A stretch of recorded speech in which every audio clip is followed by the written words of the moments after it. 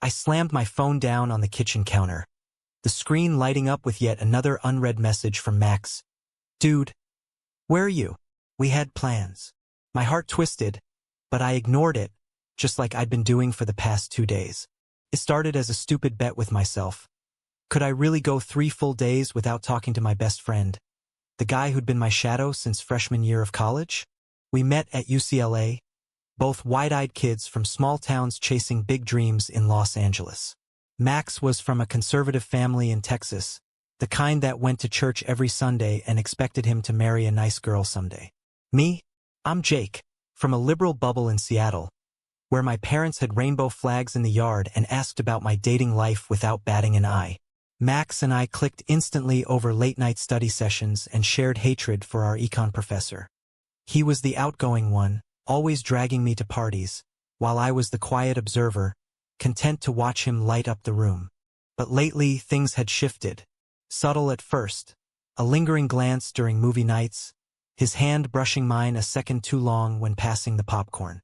I told myself it was nothing, that I was reading into it because I'd been harboring a crush on him for months. Admitting it felt like risking everything. What if he freaked out? What if it ruined our friendship? So, I decided on this idiotic experiment.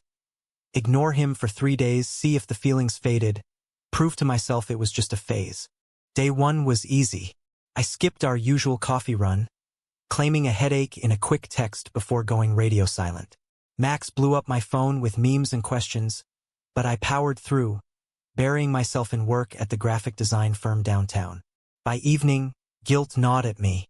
We shared an apartment in Silver Lake, a trendy neighborhood full of hipsters and hidden gems, but I crashed at a coworker's place to avoid him.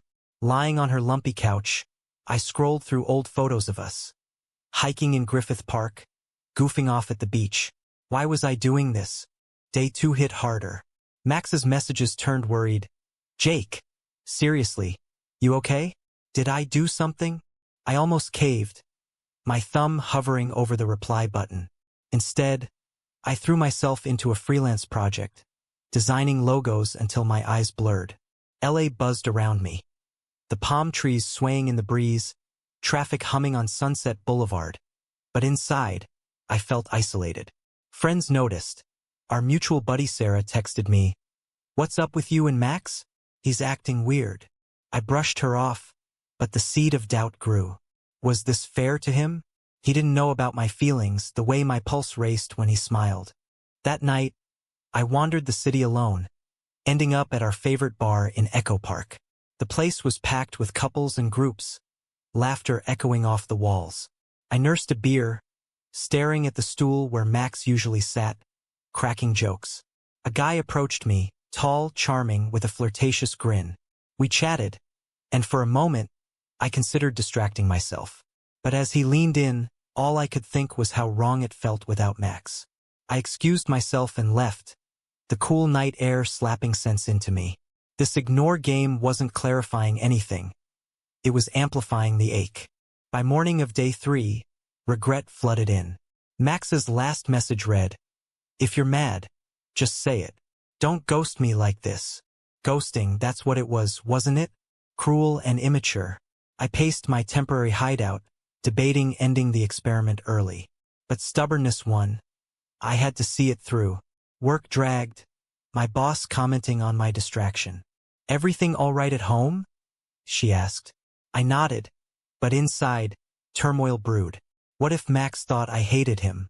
What if this pushed him away for good? Afternoon brought a turning point. Sarah called, her voice urgent. "Jake, Max is freaking out. He thinks you might be in trouble. He's talking about calling your parents." Panic surged. I hadn't considered the ripple effects. Our friendship wasn't just us. It intertwined with our social circle, our families. Max's parents were visiting next month. Strict folks who'd never understand if things turned romantic. Mine would cheer, but that imbalance scared me. Was I ready to face societal judgments, the whispers at family gatherings? I headed back to our apartment that evening, heart pounding. The door creaked open to find Max on the couch, eyes red-rimmed, staring at his phone. He looked up, relief mixing with anger. "Where the hell have you been?" His voice cracked, vulnerability raw. I froze, words failing me. This was the hook I'd set, but now it reeled me in two. We sat across from each other, the tension thick. I needed space, I lied partially, avoiding his gaze. Max leaned forward, brows furrowed. Space from what? From me. The hurt in his tone pierced me. I wanted to confess everything. The crush, the fear. But fear clamped my mouth shut. Instead, we argued, voices rising. He accused me of being selfish. I defended my need for independence. It escalated into shouts about trust and communication, echoing the conflicts I'd seen in straight relationships, but amplified by our unspoken undercurrents. As the fight peaked, Max stood pacing. You know, Jake, sometimes I wonder if we're even friends anymore. His words stung, a mirror to my doubts. I shot back. Maybe we're more than that, and that's the problem. The admission slipped out, hanging in the air like smoke. Max stopped, eyes widening. Silence stretched, charged with possibility and peril. The confession lingered between us, a fragile bridge over the chasm I'd created. Max sank back onto the couch, processing. What do you mean, more than friends? His voice was soft, cautious, like testing thin ice. I swallowed hard, the weight of 3 days' silence crashing down. I've been feeling things. For you. Romantic things. And it scared me, so I thought ignoring you would make it go away. He stared, emotions flickering, surprise, confusion, then something warmer. Jake, why didn't you just talk to me? The simplicity of it shamed me. In our progressive LA bubble, coming out wasn't the monster it might be elsewhere, but personal fears loomed larger. Max had never dated guys. He'd had girlfriends in college, casual flings that fizzled. I assumed he was straight, end of story. But now he admitted his own confusion. I felt it too. The way things changed lately. I didn't know what to call it. We talked deep into the night, unpacking layers. He shared stories from Texas, growing up in a town where being gay meant whispers and exclusion. His parents preached traditional values. Coming out could shatter family ties. They'd disown me, he said quietly, eyes distant. I countered with my supportive upbringing, how my parents embraced my bisexuality early. But even in accepting circles, challenges persisted, subtle discriminations at work, societal expectations of normalcy. Our conversation wove through these conflicts, highlighting the disparities in our worlds. Max worried about his career in finance. Conservative clients might balk. I fretted over our friendship group. Would they see us differently, reduce us to the gay couple? As dawn crept in, exhaustion brought clarity. We decided to explore this slowly, no labels yet. A tentative kiss sealed it, gentle, exploratory, full of promise. But reality intruded fast. The next day, Sarah cornered me at brunch. Spill. Max looks happier. But you two were weird. I deflected, but her knowing smile hinted at suspicions. Word spread subtly in our tight-knit group, breeding mixed reactions. One friend, Mike, pulled Max aside later. Dude, is this for real? You're not. You know. The casual homophobia stung, even from someone we trusted. Max brushed it off, but it planted seeds of doubt. Social media amplified it. Anonymous comments on our posts questioning our bromance. LA prided itself on inclusivity, but undercurrents of judgment persisted, especially in professional circles. Weeks passed, our relationship budding amid hurdles. Dates were discreet, hikes in Runyon Canyon, dinners at hole-in-the-wall spots. But secrecy bred tension. Max's parents called often, probing about girlfriends. When are you settling down? His mom asked. He lied smoothly, but guilt etched his face. I urged honesty, but he resisted. You don't get it, Jake. My family's everything. A major conflict erupted at a party. Our friend group hosted a barbecue in Griffith Park, the Hollywood sign gleaming in the distance. Alcohol flowed, loosening tongues. Mike, tipsy, joked loudly. So Max, switching teams now? Laughter rippled, but it cut deep. Max froze, then stormed off. I followed, finding him by the observatory, overlooking the city lights. "This is what I feared," he whispered. "Being reduced to my sexuality." We argued fiercely. I accused him of hiding. He shot back that I was pressuring him. "Not everyone's family is like yours." The fight exposed raw vulnerabilities, his internalized shame, my impatience. We reconciled under the stars, but the crack remained.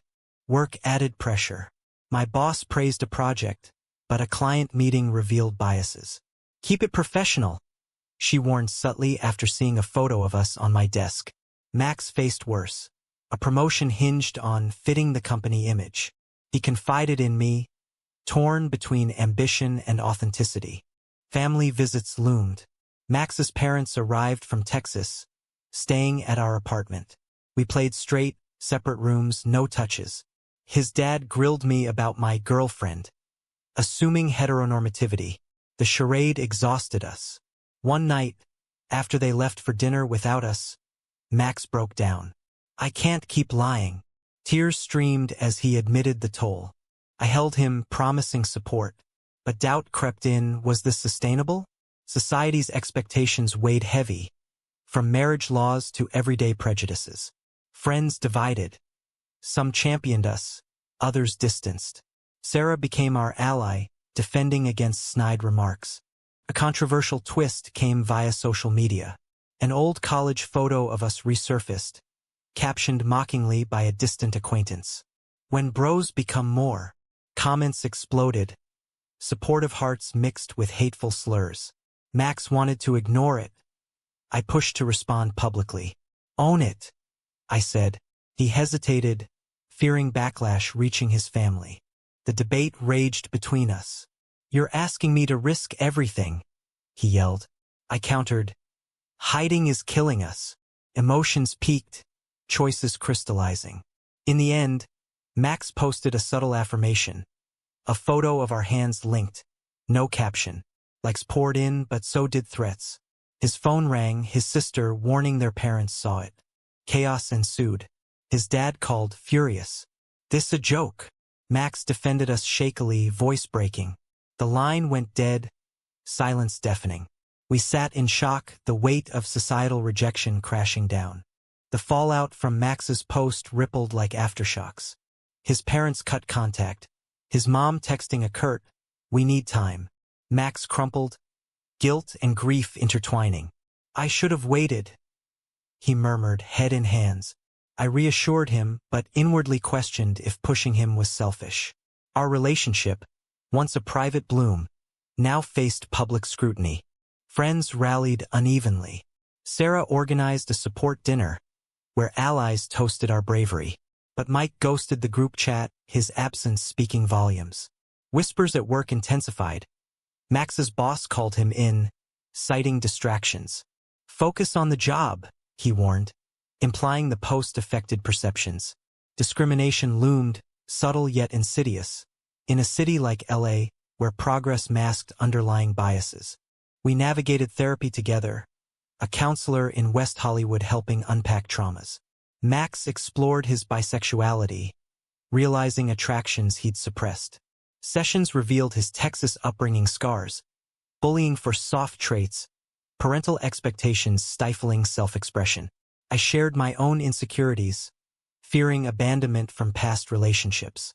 Therapy built resilience, but external pressures mounted. A family crisis escalated tensions. My parents visited, thrilled about us. "Finally!" my mom exclaimed, hugging Max. Their acceptance highlighted the disparity, making Max withdraw.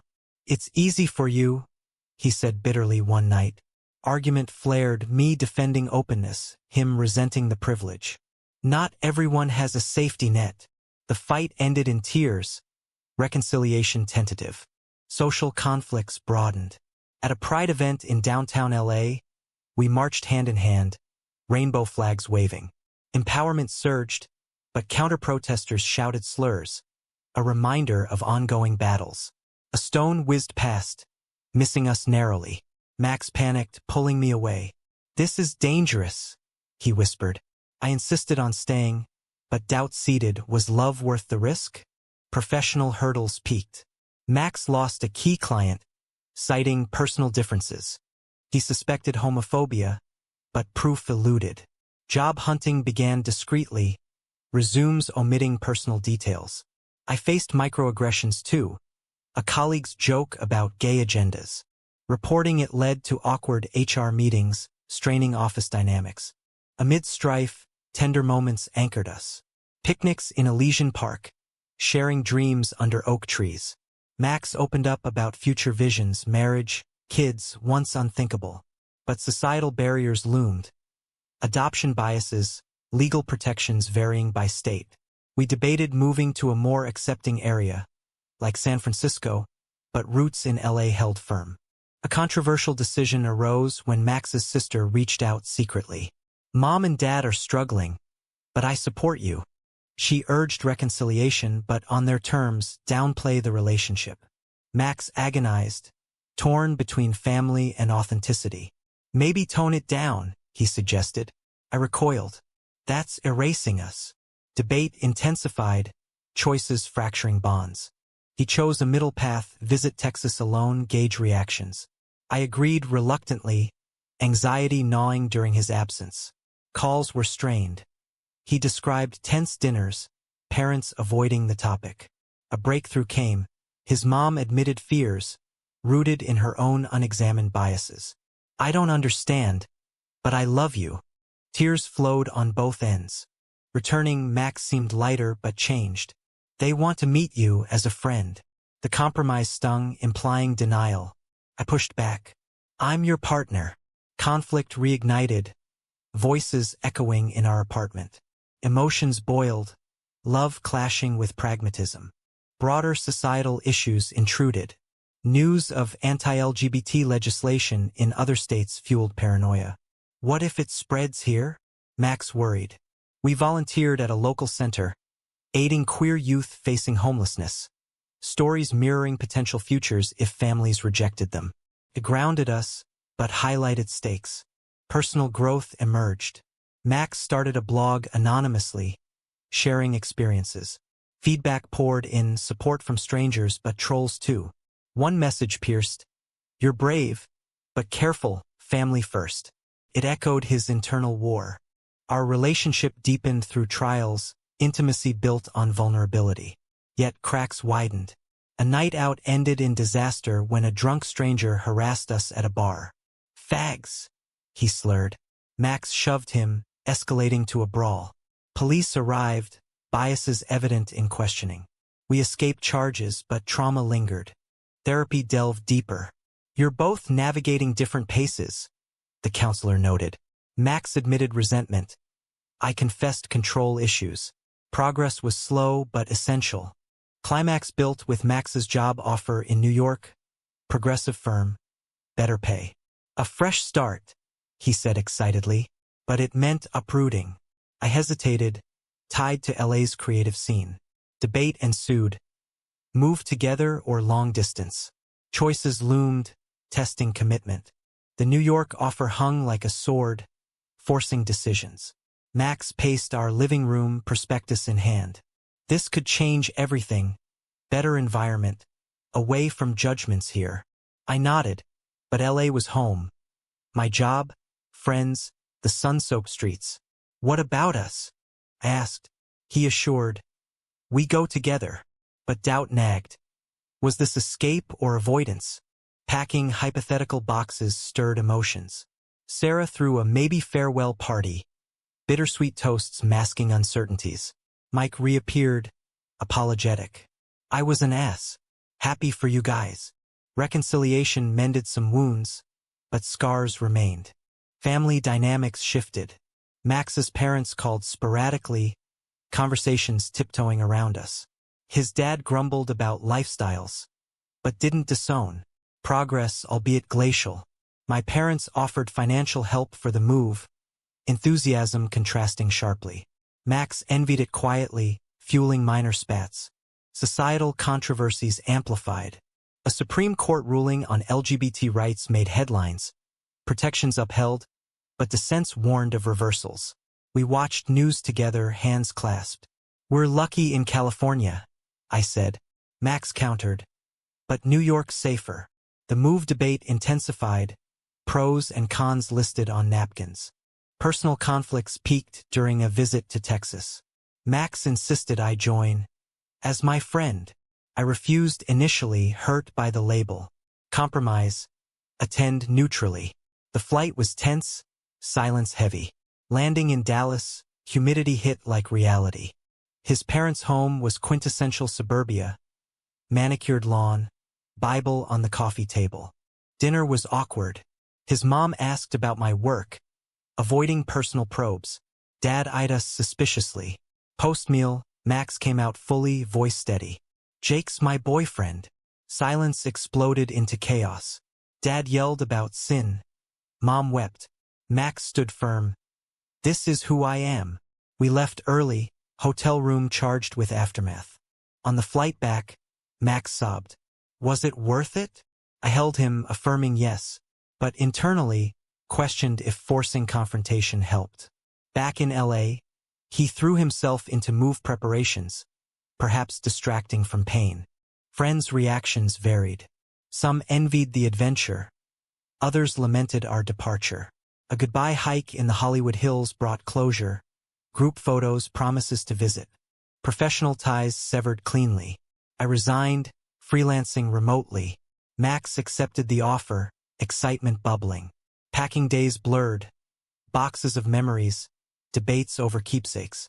A final controversy arose via social media. Max's blog went viral after a post on family rejection.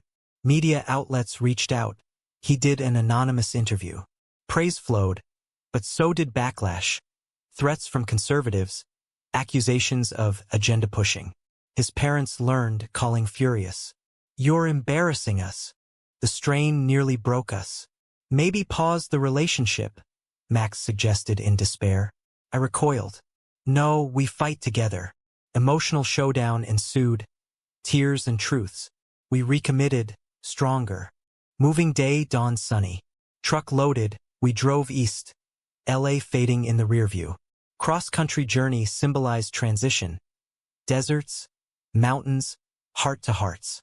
In Vegas, we eloped impulsively, not legal marriage but symbolic vows in a chapel.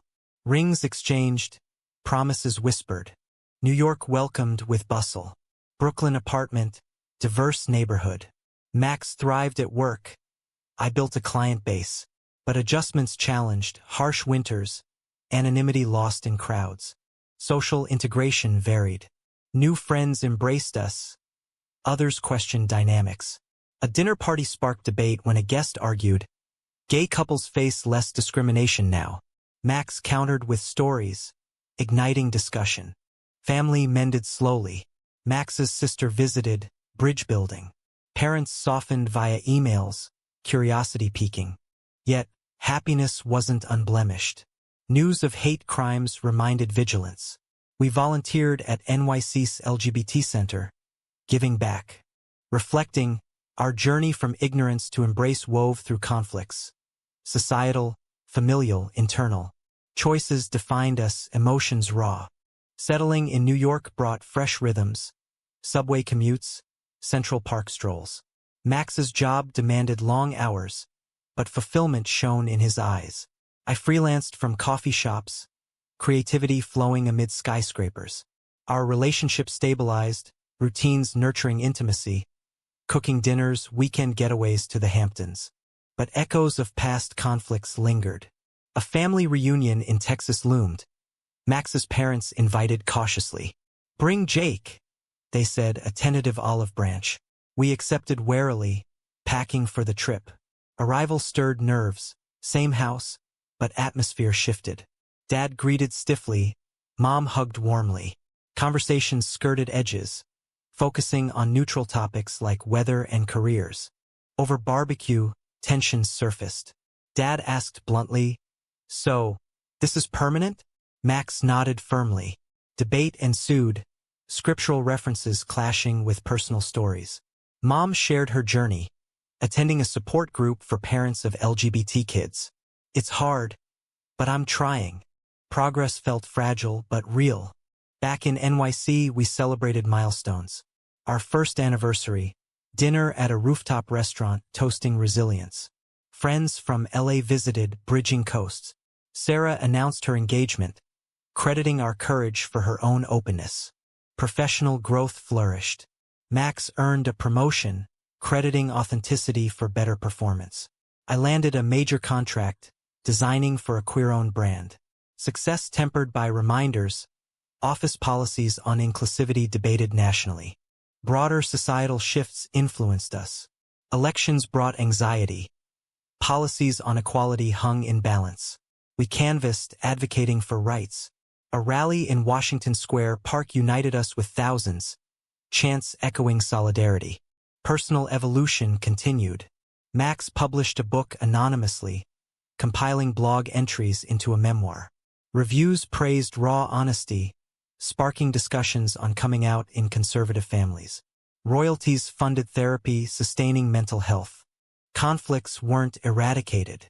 A heated argument arose over children. Max wanted adoption. I hesitated, fearing societal hurdles. Kids deserve stable homes, he argued. I countered, but biases in the system. Resolution came through research committing to foster training. Friendships evolved. Mike redeemed himself, apologizing profusely during a visit. I was ignorant.